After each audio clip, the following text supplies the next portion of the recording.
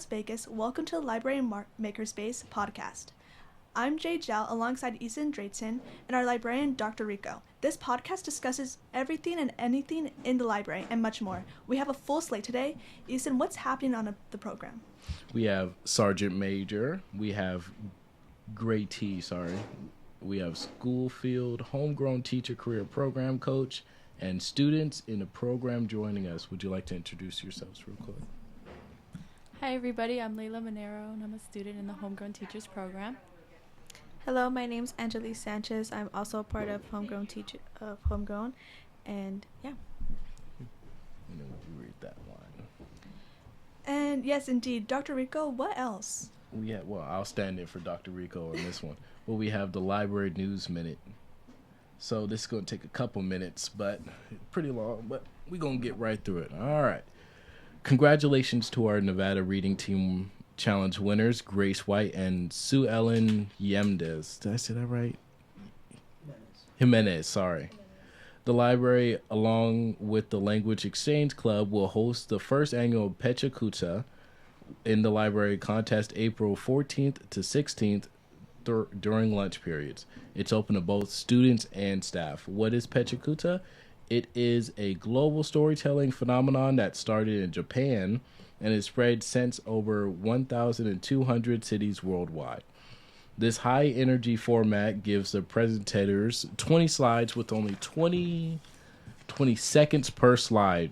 No expectations. Your challenge: deliver a compelling, creative, and concise presentation in just 6 minutes and 40 seconds.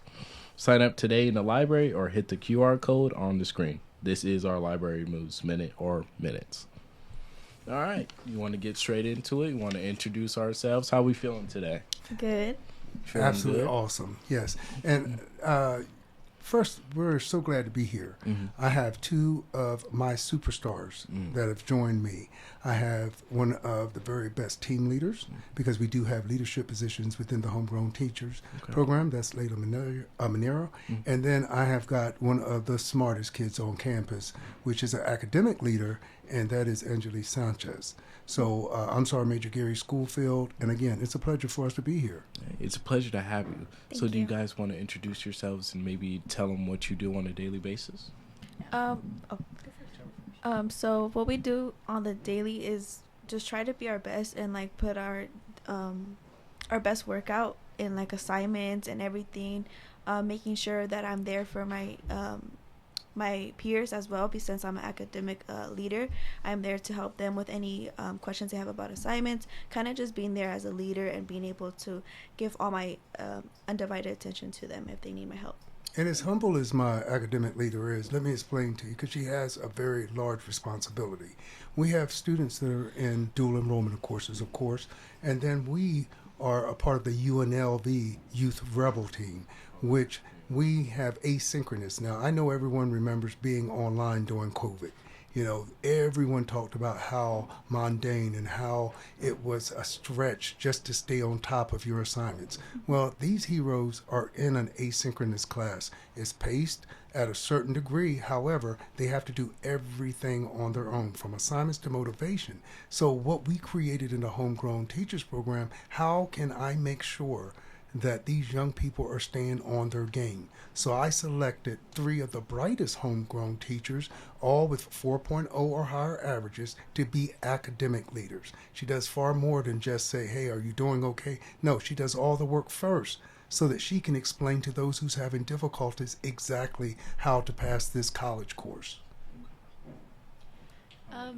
In my position as being a HGT leader, we really just help people be their best. As Angelique said, we're really trying to set a high standard. This program is fairly new, and we really need people to show how great we really can be. If we're all going to be teachers, you really have to, show good personality, show responsibility, initiative, all that stuff. And as a team leader, I kind of just, push them, I help them.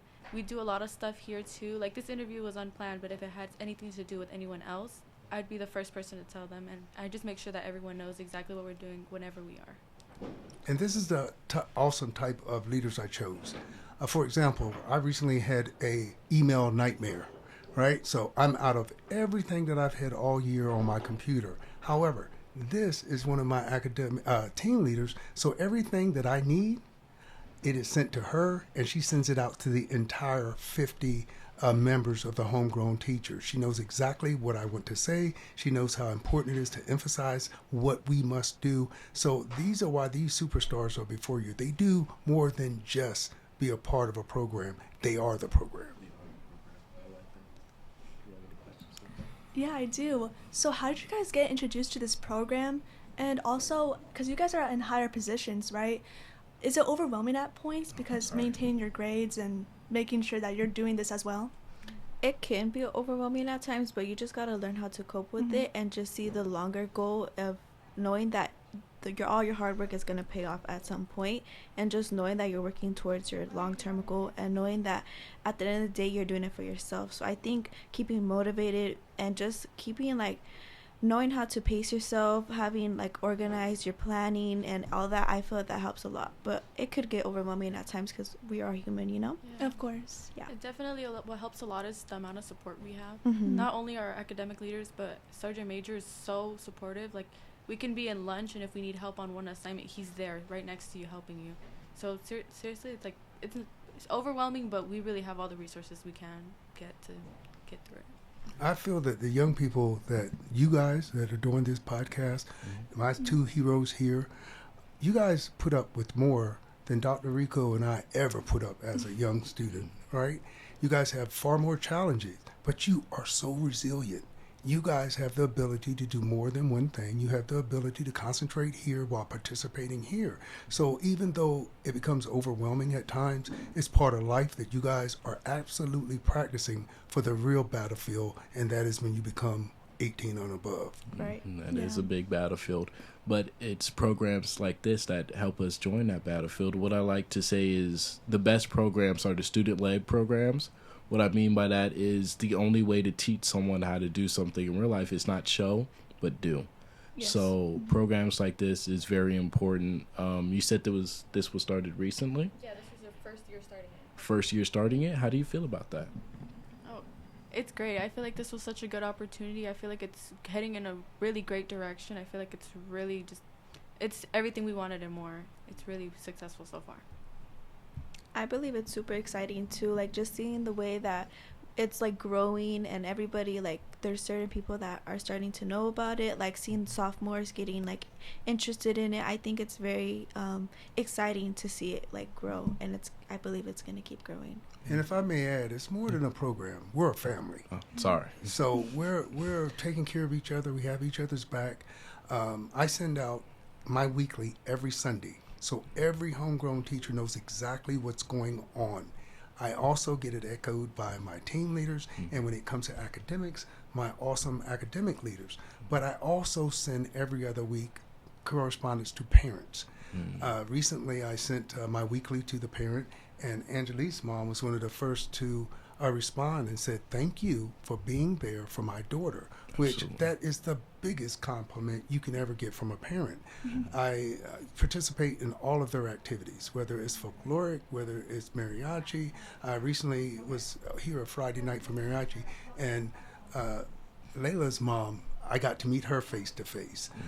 So it's more than just getting them in a program and try to get some good statistics. It's all about us becoming one and taking care of each other. Absolutely. Absolutely. Any questions so far? I just want to make sure I'm not cutting you off. Oh, no, you're not. Don't worry. Okay.